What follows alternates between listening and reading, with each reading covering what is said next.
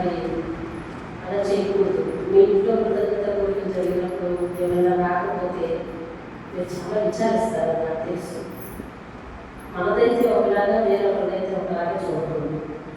ఖాళీ చేసుకొని అది దేవుని కార్యం ఇచ్చి మనుషులు మాకు చూడకుండా మన పనులు చూడకుండా జాగ్రత్తగా వాటికి ఏర్పాటు చేసుకుని వస్తూ ఉండాలి. అలాగే శుక్రవారం ప్రార్థనకి చాలా మంది తెలియడం కాలేదు. మరి మీ పనులు ఏమో నాకు తెలియదు, కానీ శుక్రవారం ప్రార్థన కూడా రండి. అలాగే మరి ఫ్యామిలీలన్నీ నేను కూడా ఫోన్ చేస్తాను, మీకు అందుబాటులో ద్వారా ఫోన్ చేయండి. అందరూ ద్వారా వచ్చారు నేను సోదరు కాదు. సరే, 24 గంటల ప్రార్థనలో ప్రతి అంశాన్ని మేము అందరూ ఒకసారి చర్చలో గడిపెట్టినాం. మీ విషయాలన్నీ అందరూ పొందుపరిచి ప్రార్థిస్తున్నాం. అయితే ముఖ్యంగా వాక్యంలో ఉండడం దేవుడి సూత్రం కలిగిన సేవలో సహకరించిన, ప్రార్థనలో సహకరించిన సంఘానికి మరి సంఘం కొరకు ప్రార్థిస్తున్న మీ అందరికీ దేవుడి పేరు వందనాలు తెలియజేస్తున్నాం. ప్రార్థన చేసి నేను వాక్యంలో పెడతాను. మహాగణపతి మాట్లాడి మీ పరిశుద్ధ పాదాలు ఉన్నాను. మీ మాట వినడానికి వచ్చాను. నువ్వు మాట్లాడే సమయం ఇది. మా హృదయాన్ని సిద్ధపరచుకోండి. ఆరాధనలో ఈ మాట వినడానికి ప్రతి ఒక్కరు వారి హృదయాన్ని సిద్ధపరచుకొని ఉన్నారని, అటు సిద్ధపరిచిన హృదయంలో ఉన్నప్పుడు ఈ ఆర్జలు, మీ మాటలు, అయినా మాటలు, మా నోట్లు, మా హృదయం, మా తలంపులను గురించి మీ నాన్నకు మహిమ తెచ్చుకొని మీ మాటలు పెడచమన పెట్టేటటువంటి అజ్ఞాన హృదయం మాలోంచి తొలగించుకుంది. మీ మాట వినే మనసు మాకు దయచేయమని ప్రార్థన చేస్తున్నాను. సకలము నాయన తండ్రి ఏర్పాటు చేయబడదు. ఆ కలుగజేసిన సర్వంలోనే ఉన్నవాడు దేవా, సమస్త విషయాలని ఆలోచిస్తూ అయ్యా తండ్రి మీ సహాయాన్ని కోరుతూ మీ మాట వినడానికి సిద్ధంగా ఉన్నాము. మమ్మల్ని దీవించి ఆశీర్వదించి మాట్లాడుతున్నాను, అడిగి వేడుకుంటున్నాను కదా తండ్రి. ఆమేన్. దేవుడికి స్తోత్రం కలుగుగా. దేవుడు తన మహాత్మ్యం బట్టి ఈరోజు పునరుద్ధాన దగ్గర మనందరినీ కూడా ఉంచారు. ఆయన వాక్యం ఉండే వాక్యం మనకి తగ్గింది. ఇప్పుడు మీరు శుద్ధి వాక్యంలో కూడా ఇశ్రాయేలు గురించి కదా విన్నట్టున్నారు. ఇశ్రాయేలీయులు దేవుడు ఎన్ని మేలు చేసిన ఆ మాటలు లెక్క చేయక కొన్నిసార్లు దేవుడికి వ్యతిరేకంగా, కొన్నిసార్లు చాలా ఎక్కువసార్లు దేవుడికి వ్యతిరేకంగా జీవిస్తూ వస్తూ ఉన్నారు. అయినప్పటికీ దేవుడు వారి మీద వాత్సల్యాన్ని చూపించాడు, ప్రేమనే చూపించాడు. తన హృదయాన్ని ప్రేమగా చేస్తున్నాడు వారి విషయంలో. వాళ్ళకి ఏదైతే వాగ్దానం చేశాడో ఆ వాగ్దాన దేశాన్ని నడిపించాలని ఎంతో ప్రయత్నాలు చేశాడు దేవుడు. అయితే ఘోరమైన మాట ఏంటంటే వారిలో కొంతమంది అరణ్యంలోనే రాలి చనిపోయారంట. ఎక్కడంటే అరణ్యంలోనే రాలి చనిపోయారు. మరి అది ఎవరి క్రియాఫలితం అంటారు? ఇశ్రాయేలు క్రియాఫలితమా లేకపోతే దేవుడు అంతా చేశాడా వాళ్ళని? ఇశ్రాయేలు క్రియాఫలితం అంటే మాట వినకపోవడం అన్నమాట. అంటే దేవుడి మాట వింటే రెండండి మన జీవితంలో ఒక క్రైటీరియాగా తీసుకోవాలి. ప్రతి ఒక్కరు దేవుడి వాక్యం వింటున్న వారందరూ దేవుడికి స్తోత్రం. రెండే క్రైటీరియా. దేవుడి మాట వింటవా లేదా చేస్తావా, అంతే. దేవుడి మాట వినకపోతే వెంటనే చచ్చిపోతామా? దేవుడు మాట్లాడింది అది కాదు. దేవుడు మాట్లాడింది ఏంటంటే నిత్య జీవాన్ని పొందుకోకపోతే నిత్య నరకంలో పడతాం. అది మరణంతో సమానం కదా. కాబట్టి మాట వింటే నిత్య జీవానికి నడిపించబడతాం, మాట వినకుంటే నిత్య నరకానికి నడిపించబడతాం. ఇక్కడ లాజిక్ ఏంటంటే నిత్య నరకంలో కూడా మన ఆత్మ ఎప్పుడు జీవించి ఉంది. నిత్య జీవంలో ఎప్పుడు కూడా మన ఆత్మ జీవించి ఉంది. ఇది దేవుడి పాదాల దగ్గర జీవిస్తుంది. దేవుడిని నిరంతరం ఆరాధిస్తుంది. నిత్య నరకంలో కూడా మన ఆత్మ ఎప్పుడు జీవించి ఉంటుంది. కానీ దాన్ని నిత్య జీవం అనలేదు. నిత్య జీవం అనలేదు, రెండవ మరణం అన్నారంతే. అంటే బ్రతికి ఉన్నా కానీ చచ్చిన దానితో సమానం అయిపోయింది. చావే వేలని అనుకున్నా కూడా చావు దొరకని ప్రదేశానికి మనం మెలుగు. దేవుడు మాట్లాడింది అది. ఆది ఆదాముతో అదే చెప్పాడు, నువ్వు ఈ పండు తినద్దు, తింటే నువ్వు చచ్చిపోతావు అన్నాడు. అపవాదం వచ్చి చెప్పింది, చచ్చిపోవు నువ్వు అని. తిని చూశాను, చచ్చిపోలేదు.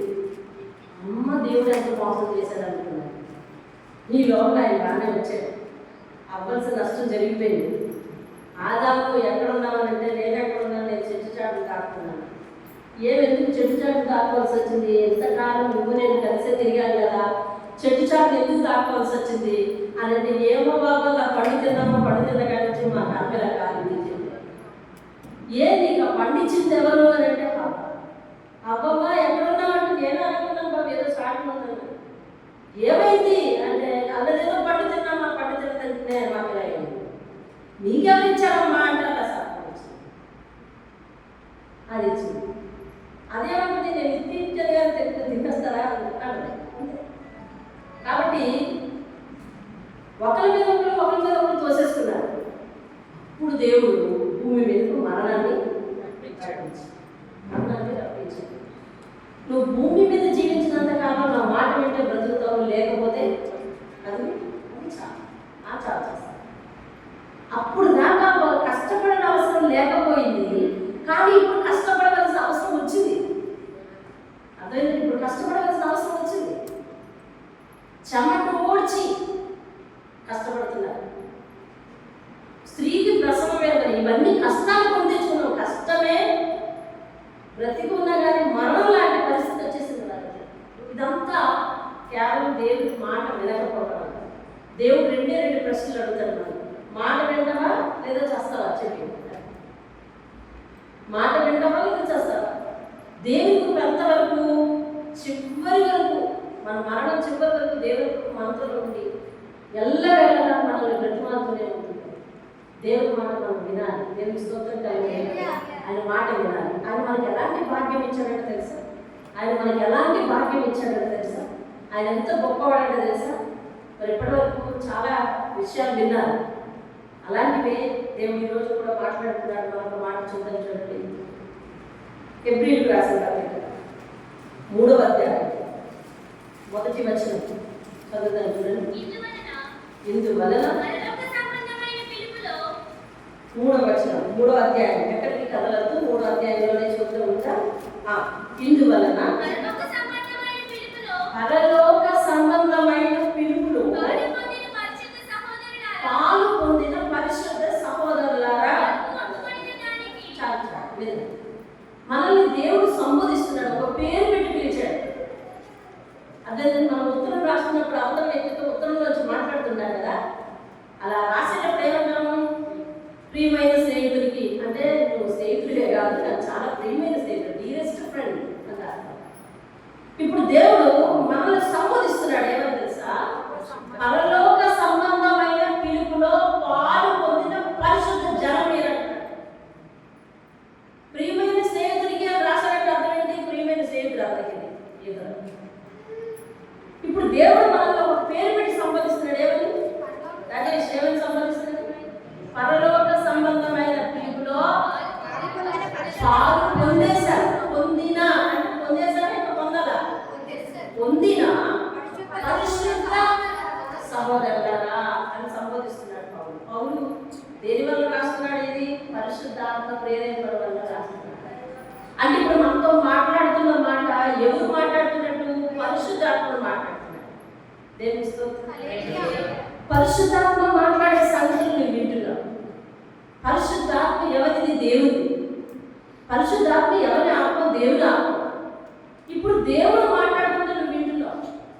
మనుషుల ముఖం చూడద్దు, దేవుని మాట విను. నువ్వు ఎలాంటి వాడైనా, ఏ స్థితిలోంచి వచ్చినా, ఇప్పుడు నీ మనసు యొక్క పరిస్థితి ఎలా ఉన్నా, నువ్వు దేవునికి నమ్మకంగా ఉన్నా నమ్మకంగా లేకపోయినా, దేవుడు మాత్రం నీకు ఒక బహుమానం ముందుగానే ఇచ్చాడంట. ఏంటా బహుమానం? నీ బైబిల్లో నిన్నే సంబోధిస్తున్నాడు. విను. ఏమని సంబోధిస్తున్నాడు నిన్ను? చెప్పండి. పరలోక సంబంధమైన పిలుపులో పాలు పొందిన ఓ పరిశుద్ధుడా అనిపిస్తున్నాడు నిన్ను, నన్ను. దేవుని స్తోత్రం. It's a great privilege to us. మనకి చాలా ప్రతిష్టాత్మకమైన ప్రశస్తమైన బిరుదుని, గౌరవమైన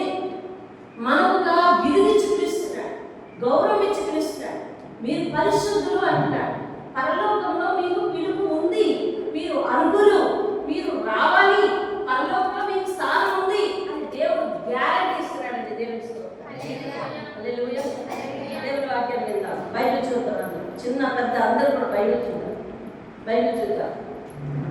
ఇప్పుడు మనం ఎవరు చెప్పండి? పరలోకంలో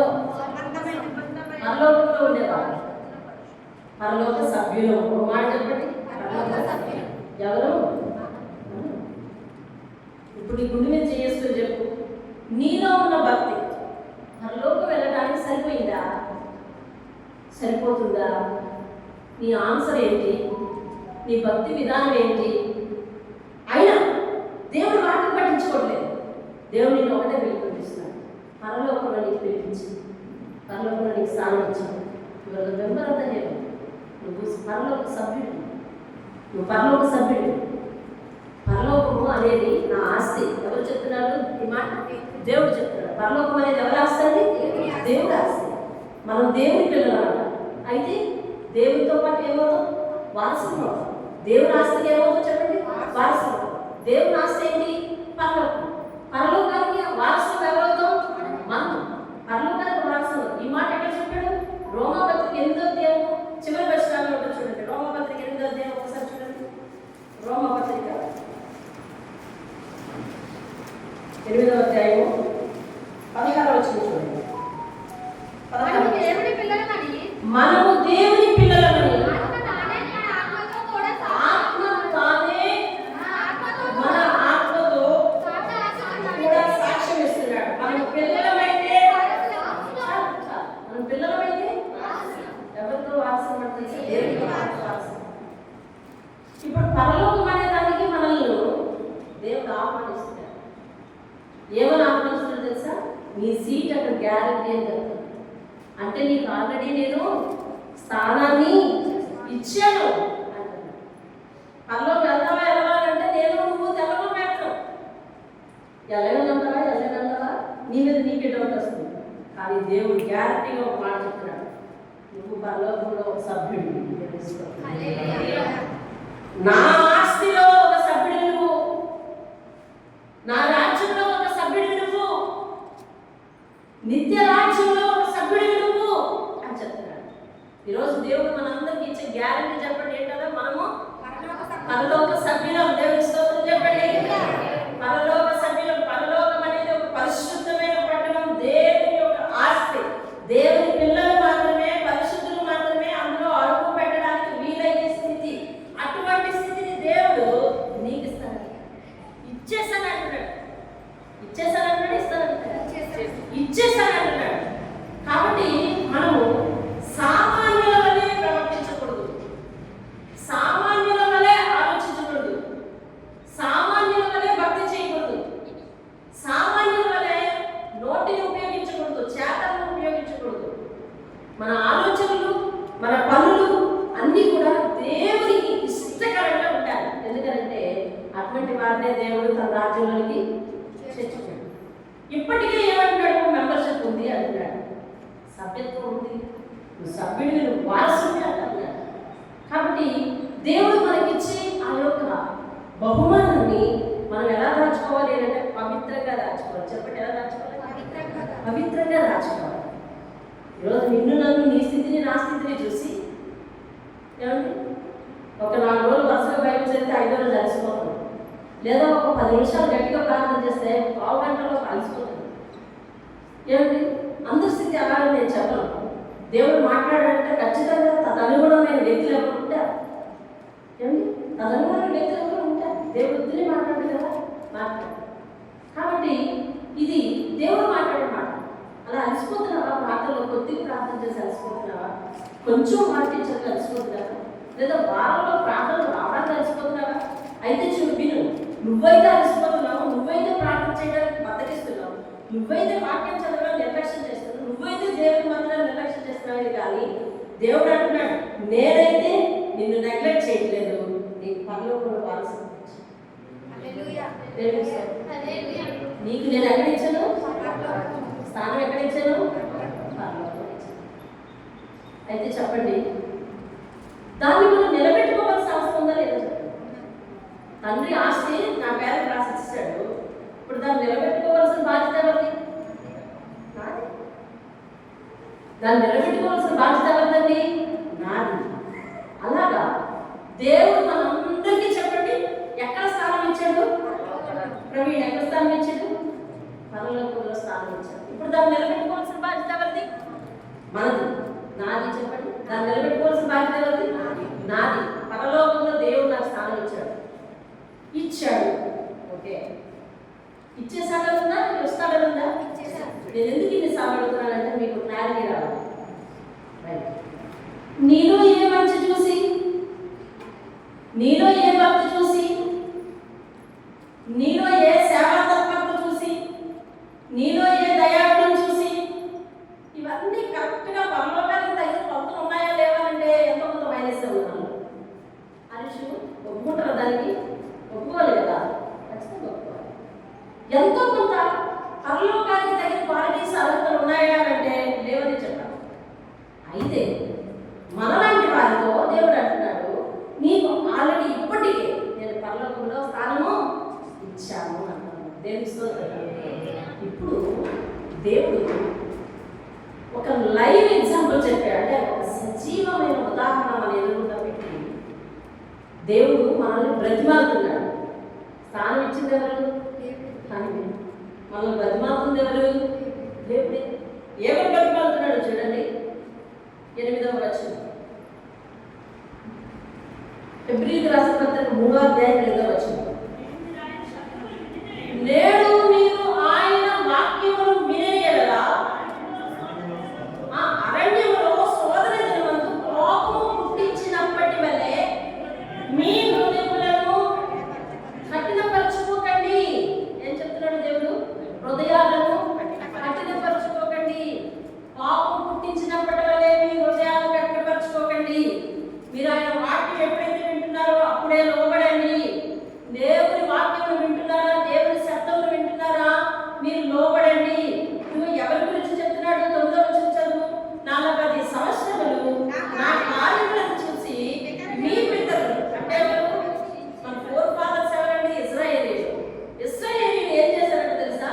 40 సంవత్సరములు దేవుని కార్యాలను చూసి కూడా వారు దేవుణ్ణి పరీక్షించి శోధించారంట.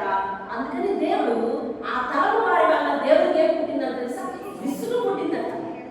ఏం పుట్టిందంట? విసుగు పుట్టిందట. ఈరోజు నీ నా ప్రవర్తన వల్ల విసుగు పుడుతుందా దేవుడికి? దేవుడికి విసుగు ఎప్పుడు వస్తుంది? నువ్వు మాట వింటే లోబడట్లేదా? మాట వింటే దాన్ని అనుసరించడానికి ఇష్టపడట్లేదా? మాట ప్రకారం జీవించాలని అనుకోవట్లేదా?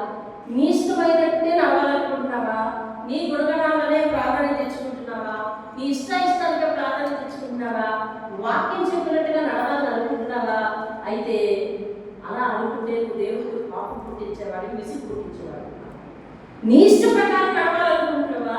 దేవుని చిత్తానికి చోటు ఇవ్వట్లేదా? అయితే నువ్వు విసుగు పుట్టించేవాడు. ఇశ్రాయేలీయుల్ని దేవుడు ఎక్కడి నుంచి విడిపించుకొచ్చాడు? మీ అందరికీ తెలుస్తుంది, చెప్పండి. రెస్పాండ్ అవ్వండి. ఐగుప్తులో ఉన్నప్పుడు వాళ్ళు కన్నీరు కార్చి ప్రార్థన చేశారు దేవుడికి. అవునా? కన్నీరు కార్చి ప్రార్థన చేశారు. ప్రార్థన చేస్తే వారి దేవుడు విడిపిస్తూ అన్నాడు, ఇదిగో మిమ్మల్ని పాలు తేనెలు ప్రవహించే దేశానికి, కనాను దేశానికి మిమ్మల్ని నడిపిస్తున్నాను అన్నారు. వాగ్దానం చేశాడు. ఎవరికి? ఇశ్రాయేలీయుల్లో ఎవరికి? అందరికీ. ఆడవాళ్ళకి, మగవాళ్ళకి, చిన్నవాళ్ళకి, పెద్దవాళ్ళకి. ఇశ్రాయేలు పేరు చెప్తే చాలు, మీ అందరూ బయటికి రండి ఐగుప్తు నుంచి, మిమ్మల్ని నేను కనాను దేశానికి నడిపిస్తాను అన్నాడు. మాట చెప్పాడు, వెంటనే పని అయిందా? అవలేదు. ఎందుకని? వారు రాజు హయాంలో, అపవాది హయాంలో అనుకోవాలి, ఫరో హయాంలో ఉండిపోయారు. అతని చేతిలో నుంచి వీళ్ళని విడిపించడానికి దేవుడు 10 మహత్కార్యాలు చేయాల్సి వచ్చింది. ఎన్ని మహత్కార్యాలు? 10 మహత్కార్యాల్లో కూడా మీరు లేఖనాలు చదువుకోండి. 10 మహత్కార్యాలలో కూడా 10 రకాల తెగుళ్ళు వారి మీద పంపిస్తే 10 రకాల తెగుళ్ళలో కూడా నష్టపోయే వారు ఐగుప్తీయులు, చెక్కు చదువు వారు ఇశ్రాయేలీయులు. అవునా? వీళ్ళు ఎందుకు చెక్కు చదవలేదు? వీళ్ళు వాగ్దానం పెట్టలేదు. వీళ్ళు ఎందుకు చెక్కు చదివారు? వీళ్ళెందుకు చెదిరిపోయారు? వీళ్ళెందుకు దాని తెగులకు గురయ్యారు అని అంటే వీళ్ళు దేవునికి విరోధులు. వీళ్ళు దేవునికి విరోధులే కాక, దేవునికి విరోధులైతే దేవుడు శిక్షించారా అంటారేమో. ఇప్పుడు లోపల చాలా మంది దేవునికి విరోధులు ఉన్నారు. దేవుడు వారిని ప్రేమిస్తున్నాడు కదా. అవునా? క్వశ్చన్ ఏదైనా ఆలోచిస్తే ఏదవుతుంది. దేవుడికి విరోధులు లోపల చాలా మంది ఉన్నారు. దేవుడు వారిని శిక్షించట్లేదే. దేవుని ప్రజలను హింసించేవాడు. అందుకు వచ్చిన చిక్కు అందుకు మూడింది అనమాట, ప్రాణానికి మూడింది ఆవిడ. దేవుని ప్రజలు దేవునికి విరోధులే కాక దేవుని ప్రజలు హింసించేవాడు. కాబట్టి వారి మీద దేవుడు 10 రకాల తెగుల్లో కూడా దేవుడు ఇశ్రాయేలీయుల మీద రవ్వంతైనా నష్టం కలగనివ్వలేదు. హరీషుడు అవును కదా, ఇదంతా అద్భుతమే కదా. 10 రకాల అద్భుతాలు చూసాం. లాస్ట్ అండ్ ఫైనల్ 10వ అద్భుతం ఏంటి చెప్పండి మీకు గుర్తుంటే? తొలిచూరి పిల్లలను హతం చేసి. అంతకు ముందే చెప్పాడు దేవుడు, నేను మానవులను పంపిస్తాను, మీరు మీ ఇంటి నుంచి ఒక్కొక్క గొర్రె పిల్లను భరించి దాని రక్తాన్ని మీ గడప కళ్ళ మీద పూసుకుంటే మరణదూత సంహార దూత మీ వీధుల్లోకి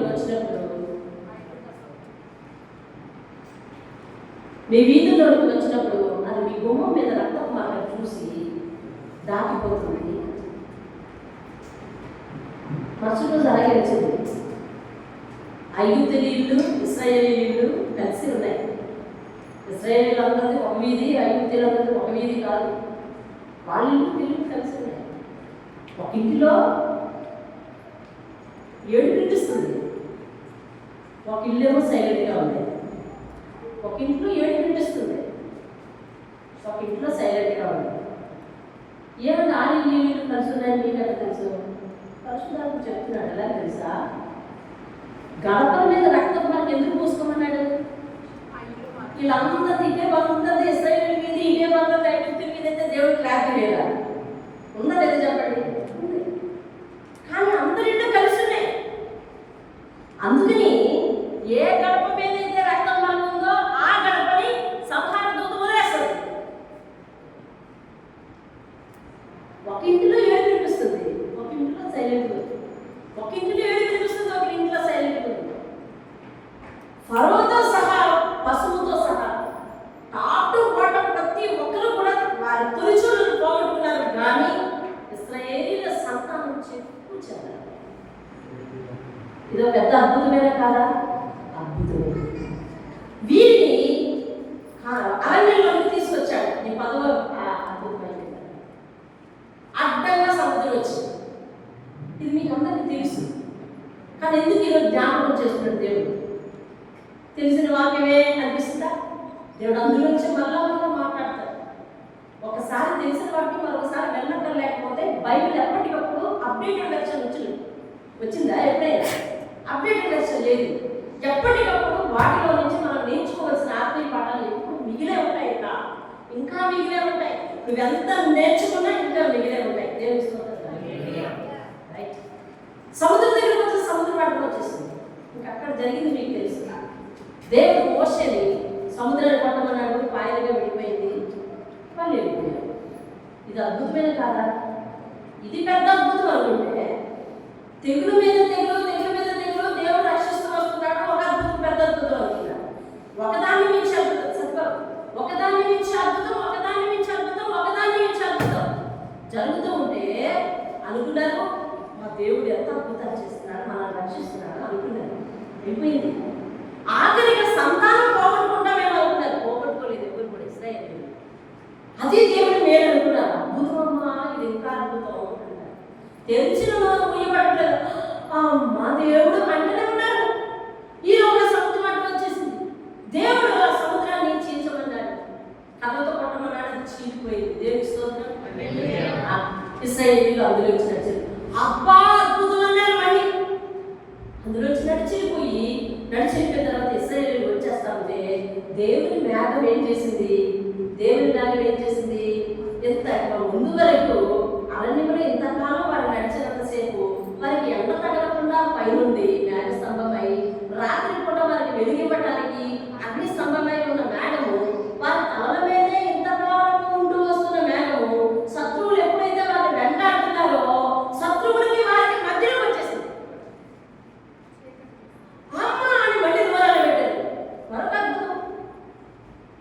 మధ్యలో వచ్చిన మేఘం ఏం చేస్తుంది తెలుసా?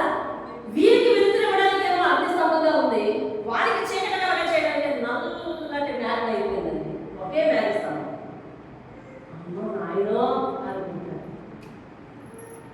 ఇంకా గుండెలు బాధేసుకుంటారు. అమ్మో అమ్మో అమ్మో అంటూనే ఉన్నారు. మీరు తెలిసిన నోరు మూయబడట్లేదు. ఎంత అద్భుతం, ఎంత అద్భుతం అంటే ఇవన్నీ సజీవంగా బ్రతికుండి చూస్తారా, కళ్ళలో చూస్తున్నారా?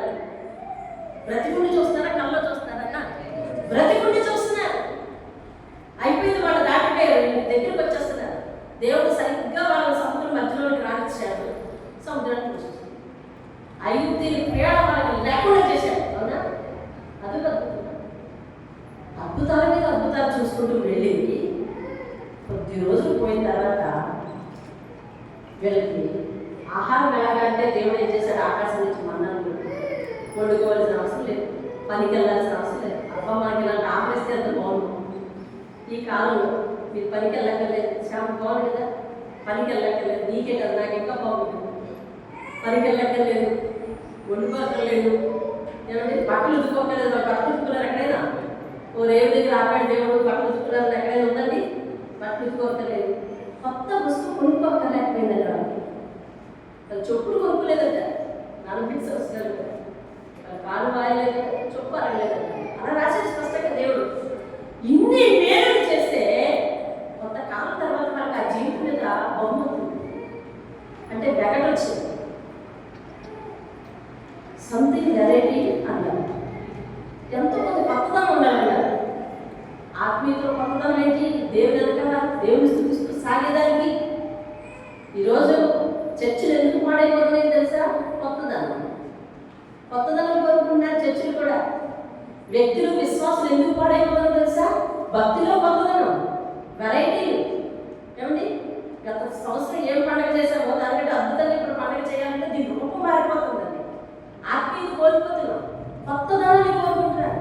ఆత్మీయతలో కొత్తదనం ఏంటంటే దేవుడిని స్థుతిస్తూ, దేవుడి కనుక దేవుడు ఇచ్చే వాటిని పొందుకుంటూ, దేవుడు ఇచ్చిన దానికి కృతజ్ఞతలు చెల్లిస్తూ వెళ్ళడమే జీవితం. ఇచ్చిన దానికి నమ్మకంగా ఉండడం, కావాల్సింది అడగడం, ఇచ్చిన దానికి నమ్మకంగా జీవించడం, నమ్మకంగా ఆయన స్థుతిస్తూ కొనసాగడం, ఇదే ఆత్మీయ జీవితం. ఆయన వాక్యం తెలుసుకోవడం, ఆయన ఏదైతే తెలుసుకున్నామో తెలుసుకున్న దాన్ని బట్టి స్థుతించడం, ఇదే ఆత్మీయ జీవితం. కొత్త జీవితం ఏం లేదు.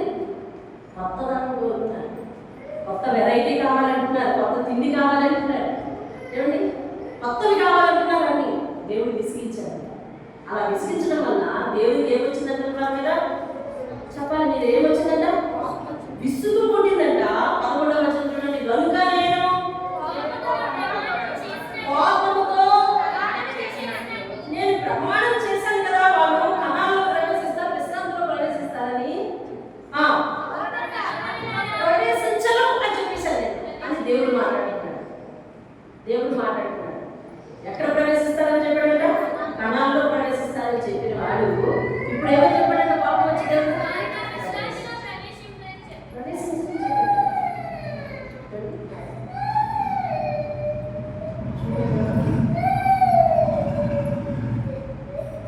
దేవునికి విసుగు పుట్టించారు వీళ్ళు.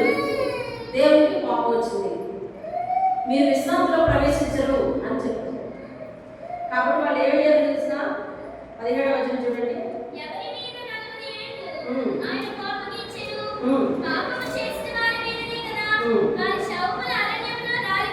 ఎవరి శవములు? ఇశ్రాయేలీయులు. ఎవరు? మళ్ళా మాట వినగా, మాట వినగా. ఆ కింద నుంచి చూడండి 18వ వచనం.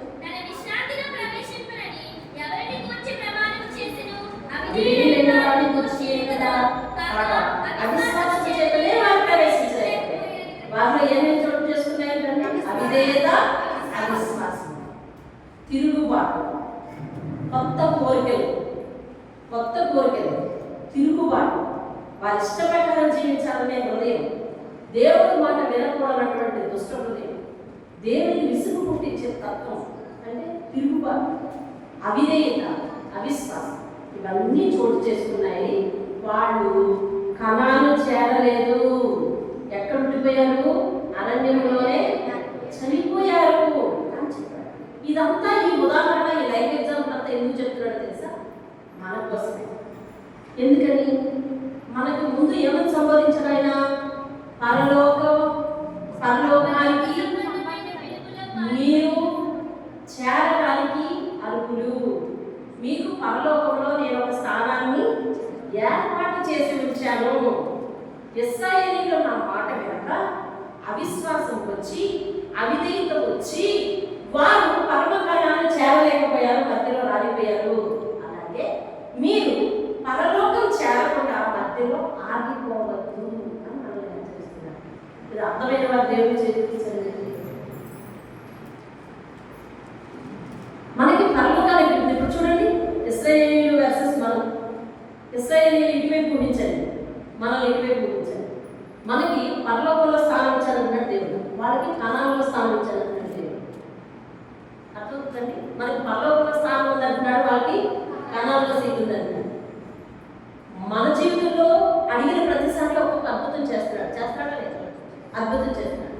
వారి జీవితంలో కూడా అడిగిన ప్రతిసారి కూడా దేవుడు వారికి అద్భుతాలు చేశారు. వాళ్ళు అద్భుతాలు చూశారు, మనము అద్భుతాలు చూస్తున్నాము. మరి వారు కొంతకాలం తర్వాత మేలును పొందిన తరువాత కొత్తదనాన్ని కోరుకొని, అవిశ్వాసం తెచ్చుకొని, అవిధేయతను తెచ్చుకొని, దేవుని మాట విననటువంటి దుష్ట హృదయాన్ని వాళ్ళు తెచ్చుకొని ఆ కాలాన్ని చేరకుండా అరణ్యంలో అంటే మధ్య దారిలోనే రాలిపోయారు. అయితే ఇప్పుడు మన సంగతి దేవుడు మన గురించి అడుగుతున్నాడు. నీలో ఆ విధేయత చోటు చేసుకోవద్దు, నీలో ఆ దుష్ట హృదయం చోటు చేసుకోవద్దు, నీలో ఆ వ్యతిరేకత చోటు చేసుకోవద్దు, నీలో నాకు విసుగు పుట్టించే తత్వం వద్దు, ఎవరి దానిని కోరుకునే తత్వం వద్దు. ఇవన్నీ కోరుకుని భూలోక సంబంధమైన వరాలు కోరుకుంటే ఇక్కడే పడిపోతావా, ఇక్కడే రాలిపోతావా, పరలోకం రావా దేవుడు అడుగుతున్నాడు. మాట వింటే ఎక్కడ వెళ్తాము? పరలోకం. వాళ్ళలో మాట వినే వాళ్ళు కొద్దిమందే. వాళ్ళందరూ ఎక్కడికి వెళ్ళారు? వాగ్దాన దేశం వెళ్ళారు. మిగిలిన వాళ్ళందరూ ఎక్కడ ఉన్నారు? చెప్పండి, మిగిలిన వాళ్ళు ఎక్కడ ఉన్నారు? వాళ్ళలో మిగిలిన వాళ్ళందరూ ఎక్కడ ఉన్నారు? అరణ్యంలో ఉన్నారు. ఎలా ఉన్నారు? సవాలై ఉన్నారు, సవాలై ఉన్నారు. వాళ్ళకి దేవుడు వాగ్దానం చేయలేదా? వాళ్ళను ఇస్తానన్నాడు. మరి వాళ్ళు ఎందుకు పొందుకోలేకపోయారు? వాళ్ళలో వచ్చిన ఒక కొత్త గుణం. ఏ గుణం అది? వ్యతిరేకించే గుణం, ఇష్టాన్ని నెరవేర్చుకునే గుణం. ఏమండి, మనలో ఏ గుణం ఉండకూడదో ఆ గుణాలు వాళ్ళు కలిగి ఉన్నారు. నీ ఇష్టాన్ని నెరవేర్చుకునే గుణం. చూడండి, కొన్నిసార్లు మనము కొన్ని అలవాట్లను తప్పించుకోలేము, అలవాట్లను వదులుకోలేము, వదులుకోక వాటికి బానిస అయిపోతాం. దేవుడు అంటున్నాడు, అలా వదులుకోక బానిస అయిపోతే నువ్వు పరలోకానికి ఎలా చేస్తావు? నేను వాగ్దానం చేసిన దేశం ఎలా చేస్తావు అని అడుగుతున్నాడు. ఆ ప్రశ్నకు సమాధానం ఏది? అర్థమవుతుంది. సంసోను గురించి తెలుసా? బైబిల్లో సంసోను గురించి తెలుసా? సంసోను దేవుడు వారి తల్లిదండ్రులకి దర్శనమిచ్చి, ఎలా దర్శనం? ఏ కళ్ళలో కాదు, నేరుగా కనిపించే దేవతతో ప్రత్యక్షమై మన భర్తకు మన భార్యకు ఇద్దరికి దర్శనమిచ్చి ఇవ్వగా పుట్టిన ఒక వరబోతుంది. ఎవరు? ఫిలిస్తీయులతో బియ్యం వదద్దు అని దేవుడు చెప్పాడు. విగ్రహారాధికులతో బియ్యం వదద్దు అని దేవుడు చెప్పాడు. దేవుడికి ఇష్టం లేని స్నేహాలు చేయొద్దు అని దేవుడు చెప్పాడు. వింటున్నారా? వాక్యం వింటున్నారు, అందరూ వింటున్నారు. ఇప్పుడు సంసోను ఏం చేశారు తెలుసా? ఎవరితో వద్దన్నారో వాళ్ళతోనే వెళ్ళారు. ఎవరితో వద్దన్నారో వాళ్ళే వివాహం చేస్తున్నాడు. కొద్ది రోజుల తర్వాత ఆ వివాహం విడిచిపెట్టేసింది. వద్దని పని చేస్తే ఏమైందండి? విడిచిపెట్టేసింది. అయితే తర్వాత దేవుడు వద్దన్న పని చేశాడు. ఏమన్నా తెలుసా? విడిచారు. వద్దన్న పని వద్దన్నది చేశాడు. తర్వాత ఒక స్త్రీని తెచ్చుకున్నాడు, ఉంచాడు. ఇలా దేవుడు ఒక్కొక్కటి ఒకదాని నుంచి ఒకటి వ్యతిరేకంగా చేస్తూ వచ్చాడు. చివరికి ఏమయ్యాడు తెలుసా? చచ్చిపోయాడు. ఎలా చచ్చిపోయాడు? ఫిలిస్తీయులు ఊరుకున్నారనుకుంటారా? 2 సుక్కలేమో గట్టిగా ఎర్రగా కాల్చి దూచి హింసించాడు. అపవాద చేతులకు పోతానంటే దేవుడు సురక్షితమైన జీవితాన్ని నీకు ఇస్తానంటే, దేవుడిని సురక్షితంగా ఉంచుతాను, నా కౌగిల్లో నా అరచేతులు చెప్పుకున్నాను, చూడు నీ ప్రాణాలన్నీ నా ఎదుటే ఉన్నాయి, నీకు ఏ హాని రాకుండా నేను కాపాడుతాను అని ఈయన అంటుంటే, నాకు డాక్టర్ కావాలి, నాకు ఇంకా వయసు ఉంది, నేను ఇంకా చూడాల్సి ఉన్నాయి, జీవితం అంతా చప్పగా ఆత్మీయంగా ఎప్పుడు నుంచి బతేది. ఒక ఆమెకు స్వార్థ చేస్తూ మీ పిల్లలు దేవుడు నమ్ముతున్నారమ్మా, మీ పిల్లలు కూడా నేను వస్తారా చర్చండి? నేనే వెళ్తానండి, 20 సంవత్సరాల నుంచి నేను వెళ్తున్నాను. మీ పిల్లలు వాళ్ళకి ఇంకా వయసు రాదు కదండి, వాళ్ళు నా ఎంత వయసు వచ్చాక నేర్చుకుంటారు. ఇంకప్పటికి 50 సంవత్సరాలు. నా పిల్లలకి ఎన్ని సంవత్సరాలు ఉంటే చూడండి, ఇంకా ఇప్పుడు కాదంట. దేవుడేమో నేను సురక్షితంగా కాపాడుతానని దేవుడు రా అంటాడు. లేదు నా ఇష్టం ఉంటుంది, నా ఇష్టాన్ని నెరవేర్చుకుంటానని మనమేమో లోపల వైపు ప్రయాణిస్తున్నాం. క్షేమం ఎక్కడ ఉంటుంది మనకి? క్షేమం లేదు. పైగా ఈ భూలోకంలో క్షేమం లేదు సరిగదా, పరలోకం అనే భాగ్యాన్ని పోగొట్టుకుంటారట్రా అని దేవుడు బతిమాడుతున్నాడండి మనం. ఆ ఉదాహరణ అప్పుడు జరిగిన ఉదాహరణ, చరిత్ర ఉదాహరణ మన కళ్ళ పెట్టి దేవుడు బతిమాడుతున్నాడు. మరి నేను కారణం ఇస్తానంటే పొందుకోలేకపోయారు, నా మీద తిరగబడ్డారు, లేదు కొట్టుకున్నారు, నా మీద అవిశ్వాసం నుంచి దేవుడు ఇవ్వగలడా అన్నారు. దేవుడికి అవిధేయతగా ఉన్నారు, దేవుడిని విడిచిపెట్టుకోవాలని దుష్టం ఆ యుక్తికి వెళ్ళిపోతే మంచిది అంటున్నారు. వినండి, దేవుడు ఏమంటున్నాడు తెలుసా? అదే పత్రిక చదవండి, 12వ వచనం చదవండి. సహోదరులారా, జీవము గల దేవుని విడిచిపోవునట్టి విశ్వాసం లేని దుష్ట హృదయము వింటున్నారు. వాక్యం వింటారు. మీలో ఎవరి ఎంతైనాను ఒకవేళ ఉండునేమో. ఆ పదం పట్టుకోండి ఏంటది? విశ్వాసం లేని ఎలా అంటుంది? దేవుని విడిచిపోవాలని చూసేదంట, దేవుని విడిచిపోవాలని చూసేదంట. మీరు ఒక మాట చెప్పండి, ఇశ్రాయేలు గురించి మీకు బాగా తెలుసా లేదా? ఇశ్రాయేలు గురించి మీకు బాగా తెలుసా? అయితే ఇశ్రాయేలీలు అరణ్యంలో ఉన్నప్పుడు మా యుక్తిలోనే బాగుంది అన్నారు కదా చాలాసార్లు. అన్నారు కానీ ఆ యుక్తి వెళ్ళిపోయారా? వెళ్ళలేదు అన్నారు అంతే. ఆ తలంపే దేవుడు ఏమంటున్నాడు తెలుసా? దేవుణ్ణి విడిచిపోవునట్టు విశ్వాసం లేదు, దుష్ట హృదయం వచ్చేసింది. నువ్వు వెళ్ళక్కర్లేదు, నీ తలంపు లోకమే బాగుంది, లోపల హంగులే బాగున్నాయి, లోపల సన్నాలే బాగున్నాయి, వాళ్ళు పండగలు వస్తే రా దూదా మనపట్టే రాదరే అని నీకేమన్నా లోకం మీద మక్కువ కనిపిస్తుందా? నువ్వు వెళ్ళనవసరం లేదు. నీకు లోకం వైపు లాంటి లోకాశం ఉందన్నమాట. వీళ్ళు అనుకుంటారు ఐదుగురు ఆడు పెడితే పెట్టాయి కష్టాలు, సాయంత్రం అయ్యేసరికి కక్కించుకోవడం బాబు, సాయంత్రం అయ్యేసరికి మందించుకోవడం బాబు, బాగుంటుందా బాబు అనుకుంటారు. వెళ్ళలేదు కానీ తలంపు వచ్చింది. ఆ తలంపు దేవుడు ఏమంటాడు తెలుసా? దేవుణ్ణి విడిచిపోవునట్టే విశ్వాసం లేదు దుష్ట హృదయం మీది అన్నాడు. ఎందుకంత పెద్ద మాట ఎందుకు ఉపయోగించాడు దేవుడు? ఎందుకంత కఠినమైన మాట ఎందుకు చేశాడంటే ఎన్నో అద్భుతాలు చూసి వచ్చాను. నువ్వు అంతే, నీ జీవితంలో నీ బిడ్డలు బాగుపోతే అడిగావు, నీ పరిస్థితులు బాగుపోతే అడిగావు, నీ వ్యక్తులు మారకపోతే అడిగావు, నీ గృహ పరిస్థితులు బాగుపోతే అడిగావు, ఆర్థిక స్థితిగతులు బాగుపోతే అడిగావు, ఎన్నో పరిస్థితులు చుట్టూ అవమానం అన్నావు, లోట్లు అన్నావు, అప్పులు అన్నావు, సప్పులు అన్నావు, ఏదేవో అన్నావు. అన్నీ కూడా దేవుడు తీర్చి ఒకటొకటి ఆ లోయల్లో నుంచి, కష్టాల లోయల్లో నుంచి నిన్ను అంచెలంచెలుగా పైకి తీసుకొచ్చి పెడితే ఇప్పుడు ఏదో నూతనత్వం కావాలంటావు, ఏదైనా కొత్త కష్టం వస్తే దేవుడు ఇది సాధ్యమో కాదు అంటావు, లేదా దేవుడి మీద విశ్వాసం ఉంచలేవు, దేవుడిని నిండాగా ఆశీర్వదిస్తే దేవుడి దగ్గర రెగ్యులర్గా రాలేవు, దేవుడి దగ్గర క్రమంగా రాలేవు, దేవుడు నీ జీవితంలో జరగదు అని లోపం ముద్రేస్తే ఆ సంగతులు దేవుడు నీ జీవితంలో జరిగించి చూపిస్తే ఇప్పుడు నీకు దేవుడి దగ్గర రావడానికి తీరుకోవట్లేదు. ఇదేంటి? ఇదేమంటారు? దేవుడిని విడిచిపోవనట్టి విశ్వాసం లేని దుష్టం. వాక్యం ఇలా ఖచ్చితంగా చెప్తే మీరు ఎదుర్కొంటారా? వాక్యాన్ని చెప్పి సేవకుని అభిమానించగలరా? పోతే ఉన్న వాక్యం చెప్పకపోతే నీ సంగతి ఏంటి? ఎవరు చెప్తారు నీకు? మీ ఆవిడ మాట వింటావా? మీ మగ చెప్పండి, మీ ఆవిడ మాట వింటారు మీరు? మీ తల్లిదండ్రులు ఉన్నారా? తల్లిదండ్రులు మాట వింటారా? మీలో ఉన్నవాళ్ళు ఉంటే కనుక ఆశీర్వదింపబడతారు. ఎవరు చెప్పినా నాకు తెలుసమ్మా అంటారు, వింటారు, వినేగా వింటారు. అలా కాదమ్మా అని మీరేమనుకుంటున్నారో అది చెప్పి అనిపిస్తారు. అలాగే మీరు ఎవరి మాట వింటారు? ఇంత వయసు వచ్చింది ఎవరి మాట వింటారు? నేను మీరు ఎవరి మాట వింటారు చెప్పండి? దేవుడి మాట వినకపోతున్నాను. దేవుడి మాట నీకు చెప్పే వాళ్ళెవరు? సేవకులు. నీ జీవితంలో జరగని కార్యాలు జరిగిస్తే, అవని కార్యాలు అబ్బో అని అనిపిస్తే ఏంటంటుందండి ఆశీర్వాదం, గొప్ప ఆశీర్వాదం నీకు కలిగిన తర్వాత ఆ ఆశ్చర్యం నుంచి నువ్వు తేరుకోవడానికి కొన్ని రోజులు పడితే నీకు ఇప్పుడు పూర్తిగా తేలిపోయి ఏమండి ఇప్పుడు దేవుని దగ్గరికి రాలేనటువంటి, దేవుని మాట వినలేనటువంటి, వ్యసనాలు మానుకోలేనటువంటి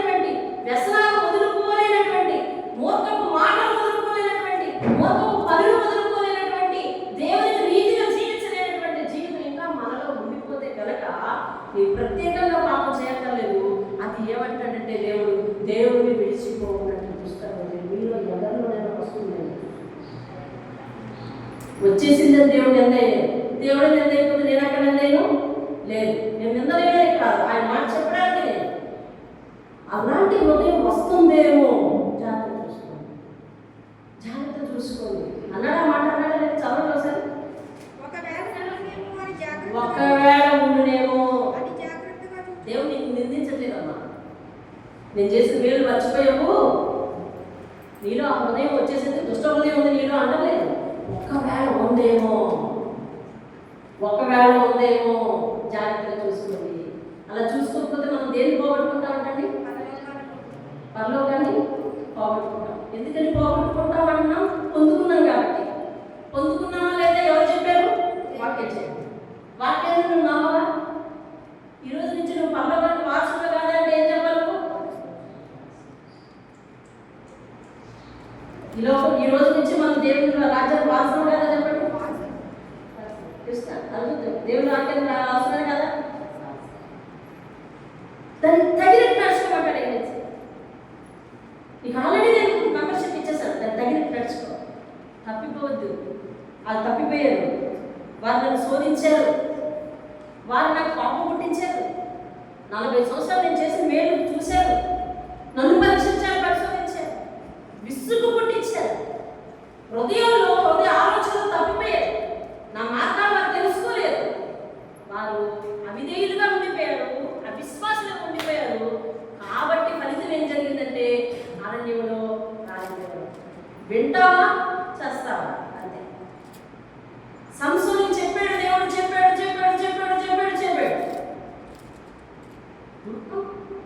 నా బలమా నేనా అన్నాడు అంతే. వెళ్ళిపోయాడు. ఏమయ్యాడు చివరికి చెప్పండి? చచ్చిపోయాడు. దావీదు జీవితంలో సౌలు వెంటాడాడు. ఎన్నోసార్లు దేవుడు అతను తప్పిస్తూ ఉంటే దేవుడు అతని వైపు ఉన్నాడు అని తెలుసుకున్నాడు. దావీదుకి ఒకసారి సౌలు దొరికిపోతే సౌలు దావీదు ఏమనకుండా వదిలేస్తే, నువ్వు నిజంగా దేవుని ఆత్మతో నడిపిస్తూ పెడుతున్నావు కాబట్టి నన్ను ఏమనలేదు, నువ్వు మంచోడివి, దేవుడిని దీవించుడు కాక అన్నాడు. అంటే దేవుడు తన పక్షాన ఉన్నాడని తెలిసి సౌలు మారాడా? చెప్పాలి. సౌలు మారాడా? మారకపోతే ఏం జరిగింది? చచ్చిపోయాడు. ఇశ్రాయేలు మాట వినలేదు, చచ్చిపోయాడు. సంసారం మాట వినలేదు, చచ్చిపోయాడు. సౌలు మాట వినలేదు, చచ్చిపోయాడు. మాట వినకపోతే మనం నిత్య జీవాన్ని పోగొట్టుకుంటాం. ఒకవేళ జాగ్రత్తగా చూసుకోండి అంటారు. సేవకుడు సహించడానికి కాదు, వాక్యాన్ని నీకు తేటగా తెలియచేయడానికి. సేవకుని పనిది. అమ్మో ఇంత కఠినమైన వాక్యం చెప్పేస్తే, మాట వినకపోతే మీరు ఆశీర్వదించబడరా అని చెప్పేస్తే నన్ను ఇష్టపడరేమో అని అనుకుంటే మీరు దేవుడు చూసుకోండి, నేనేం చేయలేదు. యాత్రీ ప్రార్థన గోపురానికి దేవుని వాక్యం వినడానికే రండి, దేవుడు మాటగా వినడానికి రండి, దేవుని దగ్గర శ్రద్ధగా ఉండండి. కింద ద్వారమే చెప్పుకున్నాం, ఘోరమైన అపాయాలు ఇలా రావడం, అలా మనుషులు ఎత్తుకుపోవడం జరిగిపోతుంది. హఠాత్తుగా మనుషులు కోల్పోతారు. హఠాత్తుగా ఉదయం చూసిన వాళ్ళని 2వ గంటలో చూడలేకపోతారు. అలాంటి ఘోరమైన సంగతులు జరుగుతుంది. ఎక్కడ అందాచుకుంటావు? దేవుని మాట వింటూ దేవుని వస్తువు చెందు చాటు జీవించు నేర్చుకోవా? అదే మనకు కావాల్సిన ఆత్మ. అదే భక్తి అంటే.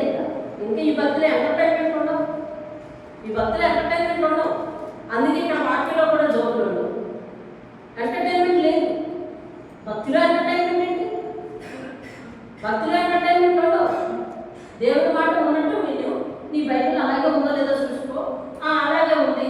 ఎక్కడైనా స్పెల్లింగ్ తప్పు చెప్పారా అడుగు, ఎక్కడైనా తెలియజేదో చూపించి చెప్పేస్తారా అడుగు. దేవుడి మాట నీకు అర్థమవుతుందా? విను, దేవుడి మాట ప్రకారం జీవించు. పరమ ప్రాణాలకు వారసుని చేసి దాన్ని సొంతం చేసుకోవాలి. దేవుని స్తోత్రం. మీకు అర్థం కావాలి అంటే, మీకంటే మనకు అర్థం కావాలి.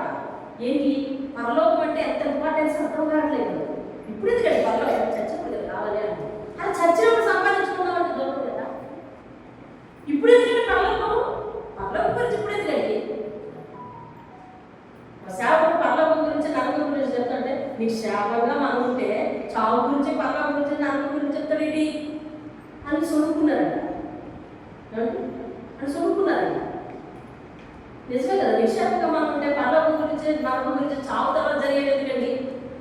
లేదు. ఎసెన్షియల్గా క్రైస్తవులు ఆత్మీయులు కలవాల్సిన సంగతి ఇదే. భూమి మీద మన జీవిత కాలం పరలోక సంపాదన కాలం. కానీ దేవుడు అంటున్నాడు, నువ్వు పరలోకాన్ని ప్రత్యేకంగా సంపాదించుకోవద్దు, నేను ఆల్రెడీ నీకు అసైన్ చేసేది, ఆల్రెడీ ఇచ్చాను, ఇచ్చిన దాన్ని పోగొట్టుకోవద్దు. అదే ఇచ్చిన దాన్ని పోగొట్టుకోవద్దు. నేను ఇప్పుడు ఒక సంస్థలో పనిచేస్తున్నానండి. నేను ఇప్పుడు ఒక స్కూల్లో ఒక సంస్థలో పనిచేస్తున్నాను. నేను ఆ సంస్థ యొక్క రూల్స్ అండ్ రెగ్యులేషన్స్ బాగుండేదే కాదండి. నేను ఒకసారి నేను ఆ రూల్స్ విరుద్ధంగా నడిచాను. ఏం నోట్ అవుతుంది? మొదటి తప్పుగా నోట్ అవుతుంది, అవునా? రెండోసారి నడిచాను, ఏం నోట్ అవుతుంది? రెండో తప్పు. మూడోసారి అలాగే నడిచాను, మూడో తప్పు. పిలుస్తారు, ఎప్పటికీ 3 తప్పులు చూశాను. ఇంకా లాస్ట్ అండ్ ఫైనల్ వార్నింగ్, తర్వాత మాత్రం మిమ్మల్ని విధుల నుంచి తొలగించేస్తాను. అప్పటికి నేను మారాలా వద్దా? మారితే నాకు ఆల్రెడీ ఇవ్వబడ్డ సీటు నాకే కన్ఫర్మ్ అయిపోతుంది. లేదు నేను మారను అన్నాను అనుకోండి, నా పద్ధతి ప్రకారం ఉంటాను అన్నాను అనుకోండి, 4వ సమయంలో నేనేమవ్వాలి? ఆ విధుల నుంచి నేను బయటికి తొలగిపోను. నేను ఉంటాను చేస్తాను అనడానికి లేదు. ఎందుకంటే వాళ్ళు నాకు జీతం ఇస్తున్నారు. దేవుడు మాకు ఎందుకు ఉన్నారో తెలుసా? దేవుడిని పోషిస్తున్నారు. దేవుడిని పోషిస్తున్నాం అనడానికి చాలా లేఖనాలు ఆధారాలు ఉన్నాయి. అదే నీ ఉప్పిరి విప్పగా ప్రతి జీవికి తృప్తి పొందుతుందట. నువ్వు ఏదైతే సంపాదిస్తున్నావో అది నీ సంపాదన అనుకున్నావు, నీ కష్టానికి అనుకుంటున్నావు. కానీ అది దేవుడిచ్చే ఆశీర్వాదం, దేవుడిచ్చిన ఆయుష్ ఉండబట్టి వాటిని మనం సంపాదించుకుంటున్నాం, వాటిని మనం తింటున్నాం. ఇప్పుడు చెప్పండి, ఎవరిచ్చింది? దేవుడిచ్చింది. మనం సంపాదించుకోవడానికి, తిరగడానికి, కష్టపడడానికి, మనం నడవడానికి, మన పనులు మనం చేసుకోవడానికి మూలమైనది ఏమిటి? ఆయుష్. ఆయుష్ ఎవరి చేతిలో ఉంది? దేవుని చేతిలో ఉంది. కాబట్టి ఆయుష్ ఉన్నంతకాలం, మనకు బలం ఉన్నంతకాలం, మనం సంపాదించిన సంపాదన అంతా దేవుడు గుప్పిలు విప్పగా ఇస్తే మనకు వచ్చింది. దేవునికి స్తోత్రం చెప్పండి. హల్లెలూయా. ఆయన పోషకుడు కాబట్టి మాట వినాలి, ఆయన రక్షకుడు కాబట్టి మన మాట వినాలి, ఆయన నిత్య జీవానికి నడిపించే దేవుడు కాబట్టి మాట వినాలండి. దేవునికి స్తోత్రం. దేవుడు ఒకసారి లాస్ట్ వీక్ అనుకుంటా చెప్పాడు, ఆయన భూలోక సంబంధమైన దేవుడే అయితే నువ్వు అడుగుడు ఆయన ఇచ్చుడు, నువ్వు అడుగుడు ఆయన ఇచ్చుడు అంటే నువ్వు ఎంతసేపు విన్నవిస్తూ ఉంటావు, ఆయన ఎంతసేపు నీకు ఇస్తూ ఉంటాడు అనమాట. ఆయన ఒక డేలరు, నువ్వు ఒక అదేమంటారు, ఏమంటారు కస్టమర్ కదా. ఆయన ఒక దేవుడు, ఆయన ఒక డీలరు, నువ్వు ఒక కస్టమర్ అయిపోతావు. అలా కాదు, దేవుడు నీకు పరలోకం ఇవ్వటం కోసమే పరలోకమును ఆయన విడిచిపెట్టి భూమి మీదకి వచ్చి మన పాపభారమైన భరించి పరలోకాన్ని నీకు ఇచ్చాను బిడ్డ, నీ పాపాలన్నీ కొట్టివేశానని చెప్పిళ్ళాడు. అంతే. దేవుని స్తోత్రం కదా. క్రిస్మస్ జరుపుకుంటున్నాం, గుడ్ ఫ్రైడే జరుపుకుంటున్నాం. అసలు దేవుడు ఎందుకు వచ్చాడు? నా కోసమే కదా. నేను ఇంకా ఇలా ఉంటే ఎలా అనే ఆలోచన మనలో రావాలండి. దేవుని స్తోత్రం మనలో రావాలి. ఇప్పటికలా ఉన్నావా? సరే, దేవునికి వందనాలు. లేవా? సర్దిద్దుకోమని దేవుడు చెప్తాడు. ఎందుకు? అంత్యకాలాలు, అపాయకరమైన కాలాలు వస్తున్నాయి. దేవుని ఎందుకు ఒక శ్రద్ధగా ఉండాలి. భక్తిలో ఎంటర్టైన్మెంట్ ఉండవు. దేవుడు ఇచ్చింది అనుభవించడం, దేవునికి స్తుతులు చెల్లించడం. తెలుసా, వెళ్ళిన 4 రోజులు కూడా ఏ పూట కూడా దేవుని ప్రార్థన మానలేదు. నేను ట్రైన్లో ఉన్నప్పుడు ప్రార్థన, రూమ్కి వెళ్ళినప్పుడు ప్రార్థన, బయటికి వెళ్ళేటప్పుడు ప్రార్థన, తెల్లవారి ప్రార్థన, తిరిగి చేరినప్పుడు ప్రార్థన, పడుకునేటప్పుడు ప్రార్థన, ఎక్కడ విడిచిపెట్టుకోలేదు. తెలుసా, ఎంతటి దేవునికి ఎన్నిసార్లు రుణం కృతజ్ఞత చెల్లిస్తే ఎంతకని నీ రుణం తీరుతుందండి. ఆయన పరలోకం నుంచి దిగి వచ్చి నిత్య జీవాన్ని ఇవ్వడానికి వచ్చిన దేవుడు. కేవలం రేషన్ కోసమైతే, కేవలం ఆశీర్వాదాల కోసమైతే మనం ఈయన పట్టుకొని అవసరం లేదు. నిత్య జీవం కావాలంటే పట్టుకోవాలి. అదే దేవుడు ఈ అధ్యాయంలో హెచ్చరిస్తున్నాడు. నేను మీకు నిత్య జీవం ఇచ్చాను. భూలోకంలో నా ఆశీర్వాదాలు చూసి నన్ను సర్టిఫై చేయకండి. భూలోకంలో కావాల్సిన కోరికలు నేను ఇవ్వలేదని నన్ను సర్టిఫై చేయకండి. వాటి కోసం నన్ను శోధించకండి. వాటి కోసం నాకు విసుగు పుట్టించకండి. మీకు ఆల్రెడీ నేను పరలోకంలో భాగ్యం ఇచ్చాను. దానికోసం చూసి నన్ను వెంబడించండి అని దేవుడు అడుగుతున్నాడు. హల్లెలూయా. ఆనాలకు చేరుస్తానని వాగ్దానం చేసిన దేవుడు మధ్యలో పోషించాడా లేదా? చెప్పండి మీరు. పరలోకానికి నడిపిస్తానని వాగ్దానం చేసిన దేవుడు మధ్యలో మనం పోషిస్తాడు. మనకు కావాల్సిన ప్రతి ఒక్కరు తీరుస్తాడు. ఖచ్చితంగా ఆయన మాట ఇచ్చి తప్పని దేవుడని 146వ కీర్తనలో దావీదు చెప్తున్నాడు. ఆయన ఆకాశమును, భూమిని, సముద్రమును, దానిలోని సర్వమును సృజించిన దేవుడు. ఆయన మాట తప్పనివాడు. దేవుని స్తోత్రం. హల్లెలూయా. ఆయన మాట తప్పనివాడు. కానానికి నడిపిస్తానని ఏలు పట్టుకో, కానానికి నడువు అని తీసుకెళ్ళిపోలే. మధ్యలో పస్తులు ఉంచలే, మధ్యలో దాహం ఇవ్వకుండా ఉంచలే, మధ్యలో వాళ్ళని చంపలే. పుష్కలంగా ఇచ్చాడు. ఇచ్చినా కూడా దేవుని దూషించారు, దేవుని మీద సణుకున్నారు. అందుకనే వారికి చావచ్చింది. దేవుని మాట వినాలి. వింటే పరమ జీవితం నీకు ఉంది, పరమ నిత్య జీవితం ఉంది, నూతన జీవితం, దేవునితో పాటు జీవించే జీవితం ఉందండి. దేవునికి స్తోత్రాలు. మోకరించండి, ప్రార్థన చేద్దాం. ఏం విన్నావో మాట వింటావా, లేకపోతే చస్తావా అని దేవుడు అడిగితే ఆదాం అన్నాడు చస్తానన్నాడు. అందుకే నోరు ఆపుకోలేదు, తినేశాడు. సంసోన్ అడిగాడు దేవుడు, మాట వింటావా చస్తావా అంటే చస్తానన్నాడు. అందుకే ఆ ఫిలిష్తీయులతో సహవాసం చేసి వ్యభిచారంలోనికి దిగిపోయాడు.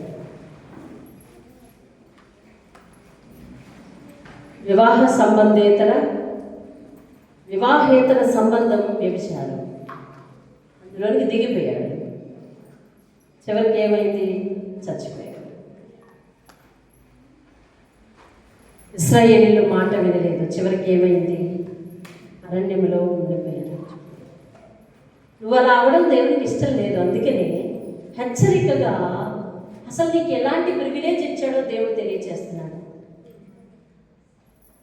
నా కుమారుడా, కుమార్తెను నమ్ము, నమ్మకపో, నీకు పరలోకం ఇచ్చేసాను. ఇప్పటికీ నిన్ను పరిశుద్ధురాలిగా భావిస్తున్నాను. ఈ జీవితానికి అనుగుణమైన జీవితాన్ని జీవించు. నువ్వేమో పరలోక వారసుడు అని నేను అనుకుంటున్నాను. లోకంతో కలిసిపోయి నువ్వు జీవించకు. లోక అలవాట్లు నీకు వద్దు. అపవిత్రమైన అలవాట్ల జోలికి పోవద్దు. నువ్వెవ్వరు చెప్పినా వింటలేదు. ఇశ్రాయేలీయులు ఎవ్వరు చెప్పినా వినలేదు. అందువల్ల చావు తెచ్చుకున్నారు. అలాంటి పరిస్థితి నీకు వద్దు. దేవుడు బతిమాలుతున్నాడండి, బతిమాలుతున్నాడు. అటువంటి కోరిక నీకొద్దు. జీవము గల దేవుని విడిచిపోతాననే కోరికొద్దు.